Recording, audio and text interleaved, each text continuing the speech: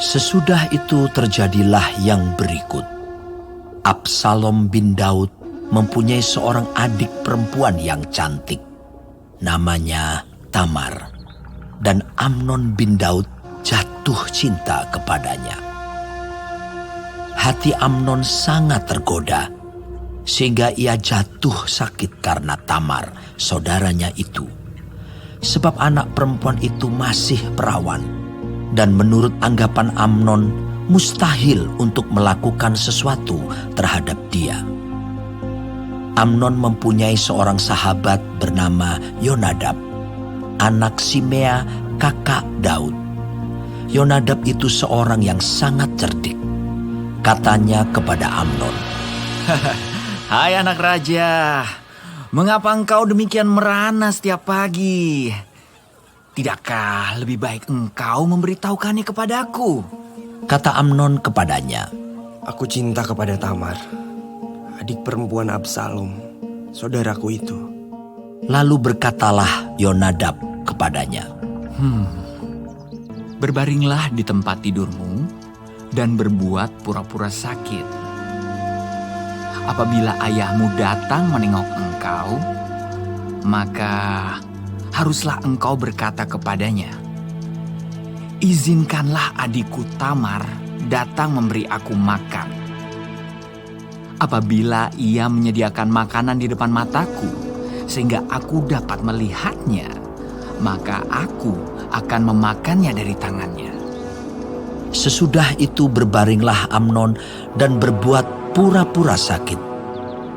Ketika raja datang menengok dia, berkatalah Amnon kepada raja, Izinkanlah adikku Tamar datang membuat barang 2 kue di depan mataku,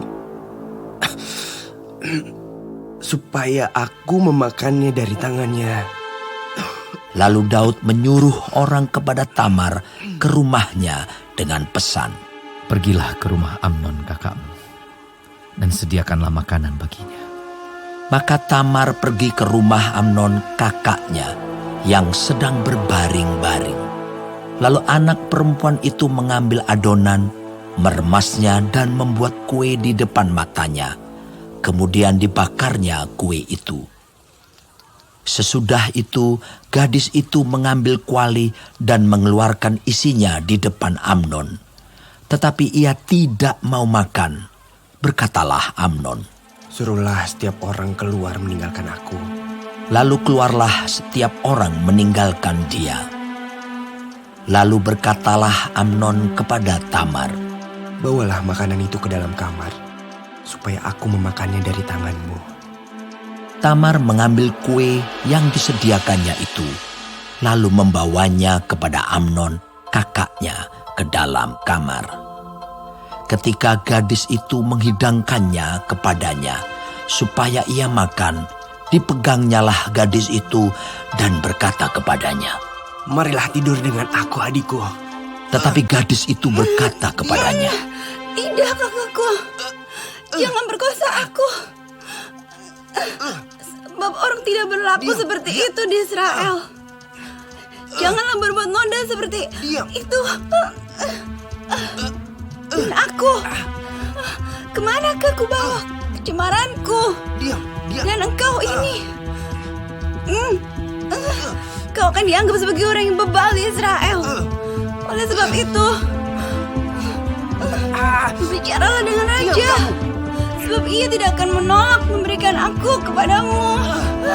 Tetapi Amnon tidak mau mendengarkan perkataannya, dan sebab ia lebih kuat daripadanya, diperkosanyalah dia, lalu tidur dengan dia.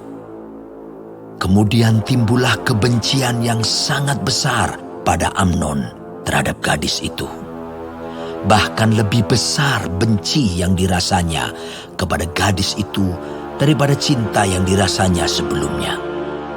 Lalu Amnon berkata kepadanya, Bangunlah, nyala. Lalu berkatalah gadis itu kepadanya, Tidak, kakakku.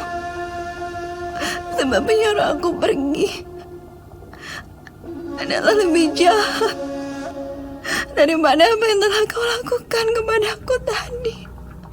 Tetapi Amnon tidak mau mendengarkan dia. Dipanggilnya orang muda yang melayani dia, katanya, Suruhlah perempuan ini pergi daripadaku dan kuncilah pintu di belakangnya. gadis itu memakai baju kurung yang maha indah.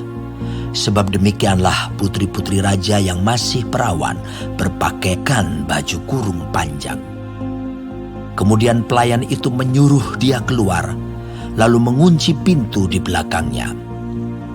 Lalu Tamar menaruh abu di atas kepalanya, mengoyakkan baju kurung yang maha indah yang dipakainya, meletakkan tangannya di atas kepalanya, dan pergilah ia sambil meratap dengan nyaring. Bertanyalah Absalom kakaknya kepadanya, Apakah Amnon, kakakmu itu, bersetubuh dengan engkau? Maka sekarang adikku, diamlah saja. Bukankah ia kakakmu? Janganlah begitu memikirkan perkara itu. Lalu Tamar tinggal di rumah Absalom kakaknya itu seorang diri. Ketika segala perkara itu didengar Raja Daud, sangat marahlah ia. Dan Absalom tidak berkata-kata dengan Amnon, baik tentang yang jahat maupun tentang yang baik. Tetapi Absalom membenci Amnon, sebab ia telah memperkosa Tamar, adiknya. Sesudah lewat 2 tahun, Absalom mengadakan pengguntingan bulu domba di Baal Hazor yang dekat kota Efraim. Lalu Absalom mengundang semua anak raja. Kemudian Absalom menghadap raja lalu berkata, Hambamu ini mengadakan pengguntingan bulu domba. Kiranya raja dan pegawai-pegawainya ikut bersama-sama dengan hambamu ini. Tetapi raja berkata kepada Absalom, Maaf anakku, jangan kami semua pergi, supaya kami jangan menyusahkan engkau. Lalu Absalom mendesak, tetapi raja tidak mau pergi. Ia hanya memberi restu kepadanya. Kemudian berkatalah Absalom, Kalau tidak, izinkanlah kakakku Amnon pergi beserta kami. tetapi raja menjawabnya, Apa gunanya ia pergi bersama-sama dengan engkau? tetapi ketika Absalom mendesak, diizinkannyalah Amnon dan semua anak raja pergi beserta dia. Lalu Absalom memerintahkan orang-orangnya demikian. Perhatikan, apabila hati Amnon menjadi gembira karena anggur, dan aku berkata kepadamu, paranglah Amnon, maka haruslah kamu membunuh dia. Jangan takut. Bukankah aku yang memerintahkannya kepadamu? Kuatkanlah hatimu, dan tunjukkanlah dirimu sebagai orang yang gagah perkasa. Orang-orang Absalom memperlakukan Amnon seperti yang diperintahkan Absalom. Lalu bangunlah semua anak raja itu. Mereka menaiki bagalnya masing-masing dan melarikan diri. Mereka masih di tengah jalan ketika kabar sampai kepada Daud demikian. Absalom telah membunuh semua anak raja. Tidak ada seorang pun dari mereka yang lolos. Lalu bangunlah raja, dikoyakkannya pakaiannya dan berbaring di lantai. Dan semua pegawainya yang hadir padanya mengoyakkan pakaian mereka. Maka berbicaralah Yonadab, anak Simea, kakak Daud, katanya, Janganlah tuanku menyangka bahwa semua orang muda anak-anak raja itu telah dibunuh. Hanya Amnon yang mati. Sebab hal itu telah terlihat pada air muka Absalom sejak Amnon memperkosa Tamar adiknya. Jadi janganlah tuanku raja menaruh pikiran dalam hatinya bahwa semua anak raja itu sudah mati. Sebab hanya Amnon yang mati. Absalom melarikan diri. Ketika orang yang berjaga-jaga melayangkan pandangnya, maka terlihatlah olehnya sejumlah besar orang datang dari jurusan Horonaim sepanjang sisi pegunungan. Berkatalah Yonadab kepada raja, Lihat, anak-anak raja datang. Benar seperti kata hambamu ini. Baru saja ia habis berkata, datanglah anak-anak raja itu. Mereka menangis dengan suara nyaring. Juga raja dan semua pegawainya menangis dengan amat keras.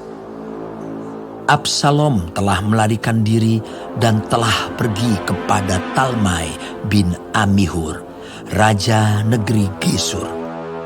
Dan Daud berduka cita berhari-hari lamanya karena anaknya itu. Absalom telah melarikan diri dan telah pergi ke Gesur. Ia tinggal di sana 3 tahun lamanya.